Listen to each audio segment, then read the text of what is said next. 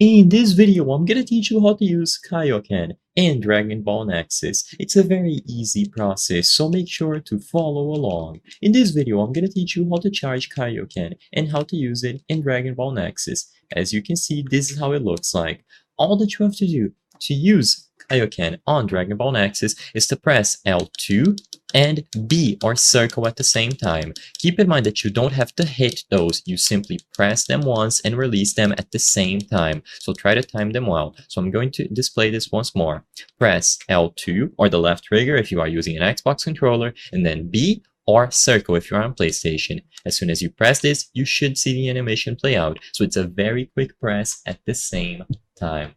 So once you do this, you will be able to see the animation play out. And this is what happens if you try to hold them. So make sure that you do a quick press. Afterwards, you will be able to fly around, see the aura active, and so on. So it is extremely simple to do. Just make sure that you press L2 plus B at the same time, and it should work. After this, you can repeat it as many times as you wish. Afterwards, you can do all sorts of abilities and skills. Just make sure to follow the standard controls after you perform the Kaioken. So it is extremely simple to do. Just make sure that you press L2 plus B or L2 plus circle, and you should see this animation play out, indicating that you got it correctly.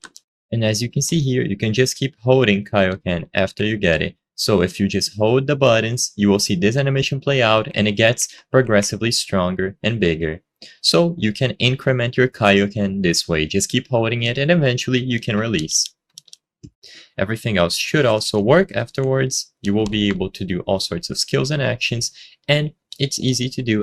I hope I was able to help you on how to perform or use Kaioken in Dragon Ball Nexus. If this video helped you, please be sure to leave a like and subscribe for more very easy tips. Thank you for watching.